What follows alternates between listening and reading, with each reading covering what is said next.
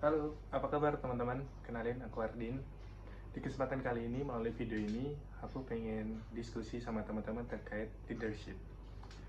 Leadership, ada beberapa buku yang aku baca tentang leadership, contohnya 360 derajat leader. Itu buku karangan John J. Maxwell, yang mana di buku itu menjelaskan bahwasanya jadi pemimpin itu harus bisa mengikuti kuadran lingkaran. Nah, ini menarik sekali. Kuadran lingkaran yang dimaksud adalah, kita tahu lingkaran ada yang vertikal dan horizontal.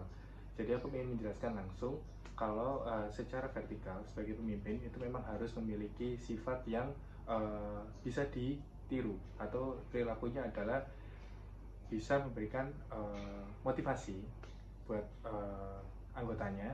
Dan saat horizontal, di sini sebagai pemimpin juga harus bisa memberikan contoh yang baik, harus bisa menjadi mempunyai dorongan motivasi agar anggota tim juga pada saat down itu bisa merasa memiliki pemimpin. Nah, di situ terkadang beberapa pemimpin atau leader kita itu mereka nggak mau tahu gitu gimana kondisi kita atau kondisi timnya.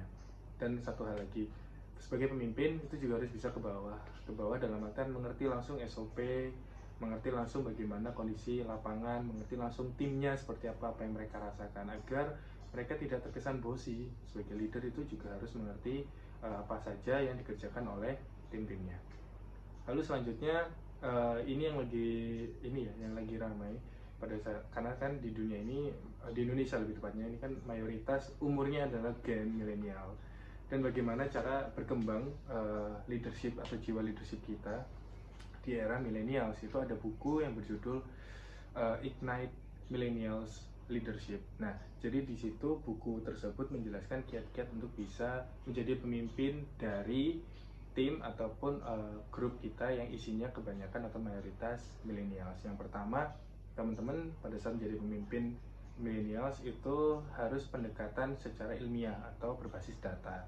Itu penting sekali agar millennials yang selalu menggunakan logika ini bisa mengerti maksud dan tujuan ataupun visi perusahaan, visi tim atau grup untuk kedepannya seperti apa. Lalu yang berikutnya yang perlu dilakukan pemimpin untuk di gen milenial itu, yang kedua, cara melatih kembali pikiran Anda, pola pikir berkembang, dan melihat bagaimana hidup Anda berubah. Jadi di sini adalah cycle.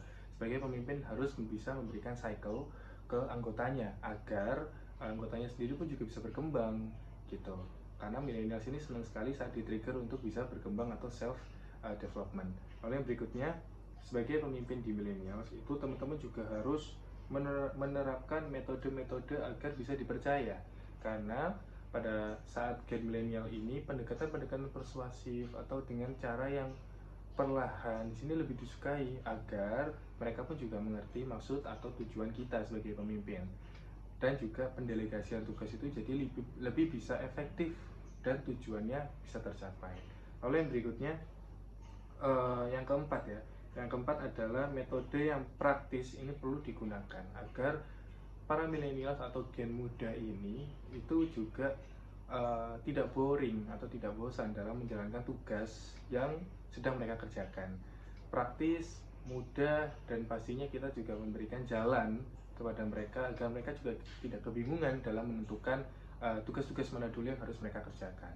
Lalu yang berikutnya, di sini sebagai pemimpin kita juga harus ada memberi perhatian yang lebih kepada milenial, dan pastinya itu tentang kesadaran sederhana lah, agar mereka merasa memiliki tim, grup, atau perusahaan. Ini penting banget buat kita terapkan ke gen milenial, karena mereka pun juga merasa sangat ingin dilibatkan dalam setiap proses perusahaan berkembang atau tim.